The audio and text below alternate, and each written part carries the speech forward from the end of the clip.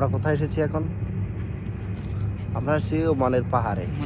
ওমানের পাহাড়, যে পাহাড়ে কোনো গাছগাছালি নাই, আছে যে দু একটা যান নিয়ে আছে, যাতে যান এরম এরম এরম করতেছে।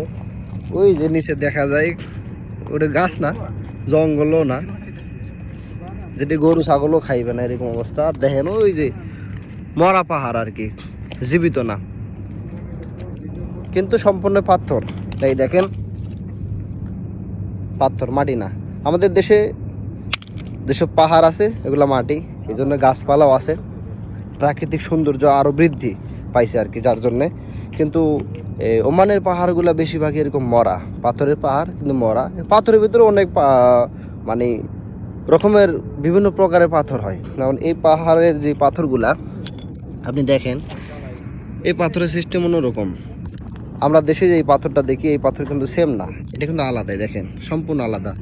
এটা কি করে, এটা আপনার মেশিন দিয়া ছোট ছোট টুকরা করার পরে মনে করেন যে এই যে এরকম জায়গায় ব্যবহার করা হয়, যে সামনে দেখতে পাচ্ছেন ওইরকম জায়গায় ব্যবহার করা হয়, রাস্তা করার জন্য ব্যবহার করা হয়। তো কাজের জিনিসই তো। আল্লাহ তাআলা কুদরত দেখেন, মানে যেই দেশে যেই জায়গায় যেটা প্রয়োজন আল্লাহ তাআলা সেটা দিয়ে দিছে। এই জায়গাতেই পাহাড়ের প্রয়োজন ছিল, এই পাথরের প্রয়োজন ছিল, আল্লাহ তাআলা এটাই দিছে এই জায়গাতে। তো ভাই আল্লাহ তাআলার নিয়ামত বোঝা বড় দায়। আল্লাহ তাআলার কুদরত, আল্লাহ তাআলার সৃষ্টি কত সুন্দর এবং অপরূপ, এটা আপনি তখনই জানতে পারবেন যখন আপনি নিজ চোখে এগুলো দেখবেন।